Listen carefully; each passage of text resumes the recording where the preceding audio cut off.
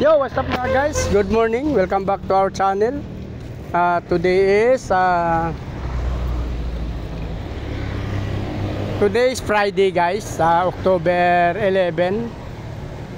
Dito ako ngayon guys, tumawid ako dito sa Valenzuela. Naglalakad-lakad ako dito guys kasi actually everyday ako naglalakad-lakad, hindi ko lang binablog kasi nga ba maumay naman kayo at araw-araw na lang gano'n na lang yung ating video. So ngayon lang ako nag-video kasi may dadaanan ako na car wash na doon sa aking kaibigan. Ipapakita ko sa inyo guys. Ayan o, dito ako sa Valenzuela guys. O ayan o, kabilaan ito Camellia. Ayan.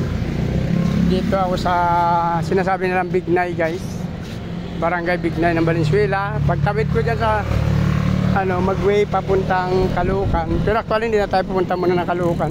Dito lang sa Valenzuela kasi yung aking car wash. Papakita ko sa inyo guys. Ayan o. Dito ako Valenzuela, Bignay. Yan. Dati dito, hindi ko alam guys kung baka mamaya dito ako magpupusto mamaya. Kasi pinaplano ko naman na labas ng isda ko mamaya pag sinipag ako guys. Hindi ko pa sure pero balak ko lang. Kasi dyan ako nakapwesto ngayon guys. So kaso pinagbabawal na ako na may-ari dyan. Dyan sa bungad na yan papasok ng luto. Papakita ko sa inyo na malapitan.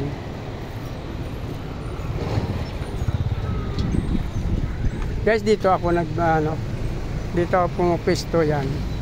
Kaso pinagbabawal na ako dito na may-ari ng kotse na.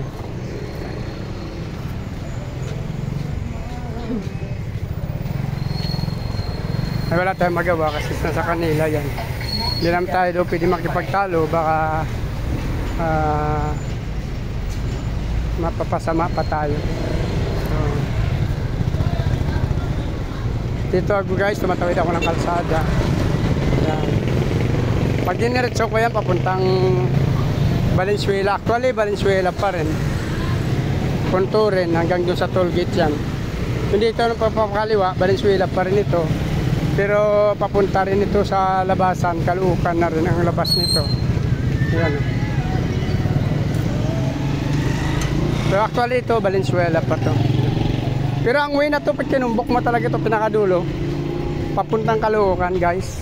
Dito tayo sa kabila kasi para mainit yan.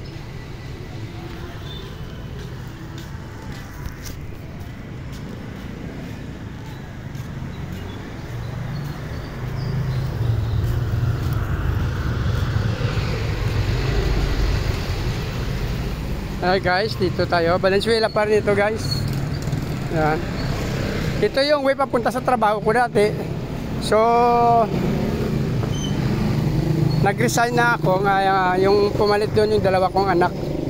So graduate naman sila ng 4 years course, kaya office based naman sila. So medyo malwa naman yung trabaho nila kaysa atin. Kahit naghihirap tayo noon, at least yung mga anak natin malwa na yung magiging trabaho nila kasi napag-aral natin sila. So advice ko lang doon sa mga magulang, hindi naman ako talaga eksperto at magaling. So kahit mahirap lang ako, sinikap ko talaga na pag-graduate yung mga anak ko sa college kasi nga ang hirap nang dinanas ko nung ako'y namumuhay at high school graduate lang kasi. So hindi ko naman kinakahiya yon kasi nagkaroon ako ng yung vocational course, pero actually hindi ko rin natapos yon, yung auto diesel mechanic, kasi parang ko lang siya kasi nga naging driver ako sa company. So tinry ko lang talaga mag-aral noon pero actually hindi rin ako natuto doon kasi kada linggo lang yung session namin doon. So tumigil din ako, hindi ko tinapos kasi parang halos kwentuhan lang, tapos every session magbabayad ka, parang logi ka nga. So hindi ko rin natapos yung auto diesel mechanic na yun. Kaya parang wala rin ako natutunan doon.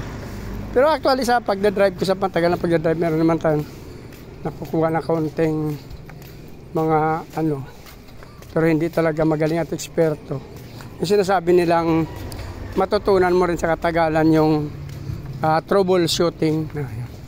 Pero actually nakapag-seminar ako sa ano, sa Nestle at sa Procter & Gamble, no, sa mga defensive driving yan guys. Kaya kahit pa paano, na noon kasi walang theoretical driving na tinatawag, so masasabi natin na hindi masyado rin handa yung mga kumukuha ng student driver, no. Pero ako, kahit hindi ako talaga nag-aaral ng theoretical driver, nag-actual lang ako kasi naging conductor nga ako ng school bus guys nung binata pa ako. Bago ako nag-grocery boy, yan, natuto ako doon mag-drive. Kaya nakapag-drive ako sa trucking kasi ng Nestle. So dumaan din ako sa mga smart driving, yung defensive driving na sinasabi nila. Dinaanan ko yan sa Nestle at Procter & Gamble noong kabataan. So kahit hindi ako nag-aaral talaga sa driving school, mayroon akong knowledge kasi sa smart driving ng Nestle noon, saka defensive driving ng Procter & Gamble. So naka-attend ako niyan guys. So okay naman kasi paano. Pero nasa iyo na pa rin naman, no? Kahit naka-attend ka ng smart driving school or defensive driving, o talaga hindi mo gagamitin, wala naman talaga mangyayari. Kasi nasasaya tao naman talaga yung pag mamaniho, yung kaunting haba ng pasensya at diskarte guys. Yun lang masasabi. Dito na lang yung video na to guys, tatapusin ko na lang. At mamaya i-update ko kayo sa aking car wash. Maraming salamat. Magandang umaga. Kung natapos yung video na to, please like, follow sa aking YouTube channel guys. I-follow nyo na aking Facebook page, Chris Molieno. Maraming salamat. Mabuhay kayo hanggang gusto nyo. Bye-bye!